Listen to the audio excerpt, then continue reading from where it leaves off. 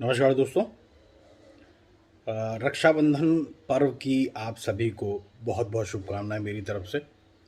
और अब मेरी कोशिश ये रहेगी, क्योंकि कई बार ऐसी भी स्थिति आती है कि बाहर निकलना नहीं हो पाता है। कोरोना इतना परेशान करने वाला रहा। इस दौरान देहरादून में बारिशों ने तमाम रिकॉर्ड तोड़े, जिसकी वजह से रेगुलर वीडियो आपको नहीं मिल रहे थे। लेकिन अब मेरी कोशिश रहेगी कि हर दूसरे तीसरे दिन में एक वीडियो ज़रूर डालूं। और इसके लिए चाहे डेली व्लॉग डालने की कोशिश हो, भले ही डेली ना आए लेकिन एक दो दिनों में वो व्लॉग ज़रूर आ जाएं।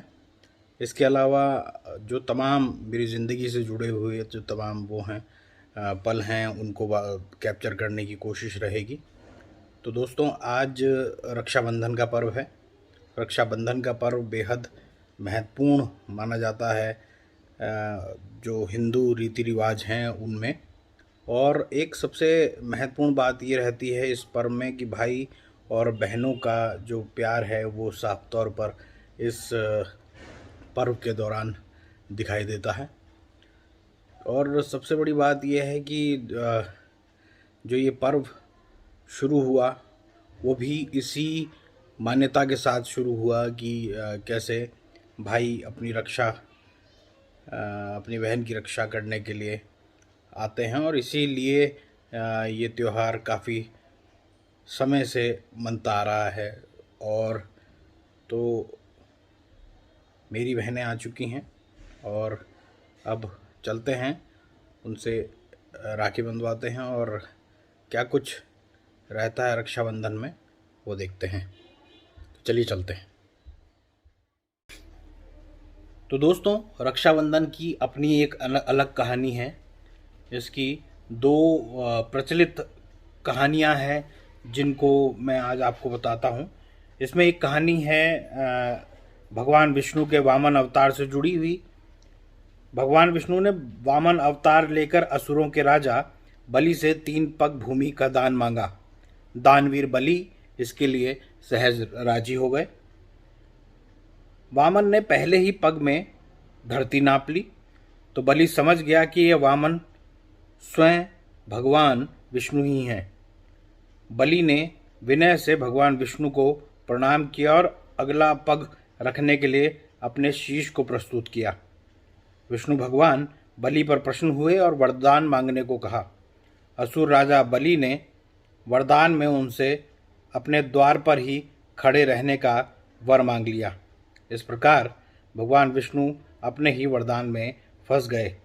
तब माता लक्ष्मी ने नारद मुनि की सलाह पर असुर राजा बलि को राखी बांधी और उपहार के रूप में विष्णु भगवान मांग लिए। इसके अलावा एक पौराणिक मान्यताओं के अनुसार महाभारत में शिशुपाल के साथ युद्ध के दौरान श्री कृष्ण की तर्जनी उंगली कट गई थी। यह देखते हुए द्रौपदी कृष्ण जी के पास दौड़कर पहुंची और अपनी साड़ी से एक टुकड़ा फाड़कर उनकी उंगली पर पट्टी बांध दी। उस दिन श्रावण पूर्णिमा थी।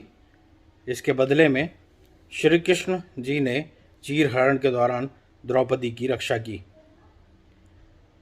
वहीं भविष्य पुराण के अनुसार सालों से असुरों के राजा बलि के साथ इंद्रदेव का युद्ध चल रहा था। इसका समाधान मांगने इंद्र की पत्नी सची विष्णु जी के पास आई। तब विष्णु जी ने उन्हें एक धागा अपने पति इंद्र की कलाई पर बांधने के लिए दिया।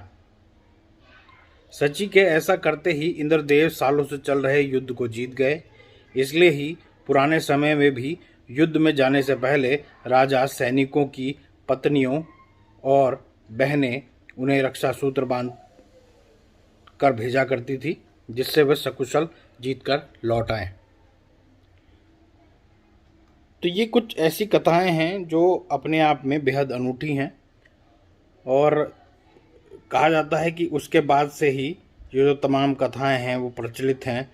और इन कथाओं की वजह से ही आज भी हिंदू रीति रिवाज में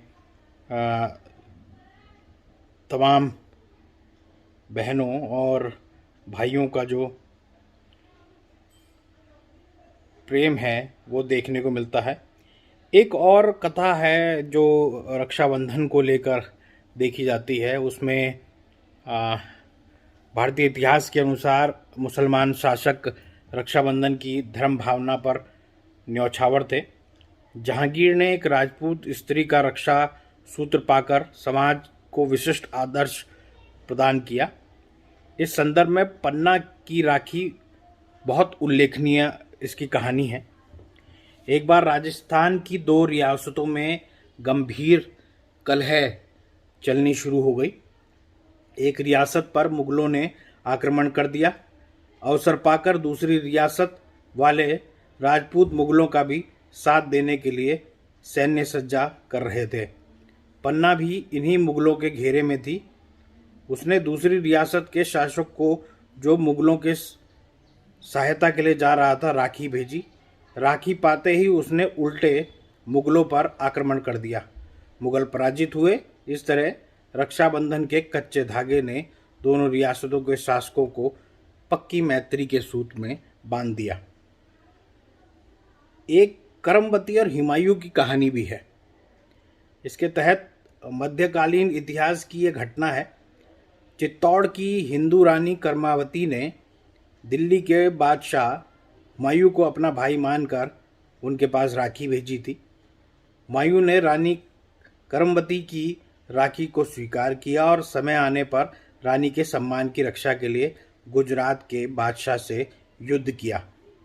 तो ये कुछ ऐसी कथाएं हैं जो रक्षाबंधन से जुड़ी हुई हैं। रक्षा सूत्र को लेकर कैसे रक्षाबंधन का पर्व मनता है और क्या कुछ इसके पीछे की कहानियां हैं। हालांकि कहानियां सब अलग अलग हैं, अलग अलग समय की हैं, लेकिन सबका एक ही मंतव्य है, एक ही स्वरूप है कि कैसे भाई बहनों का जो प्यार है वो इस रक्षाबंधन के माध्यम से बना रहे। और तो ये कहानियाँ थी। तो चलिए आगे चलते हैं। तो दोस्तों, ये था आज के रक्षाबंधन का व्लॉग। आपको ये व्लॉग कैसा लगा ये मुझको ज़रूर बताइएगा और चैनल को सब्सक्राइब ज़रूर कीजिएगा। तो मिलते हैं अगले वीडियो में। तब तक के लिए नमस्कार।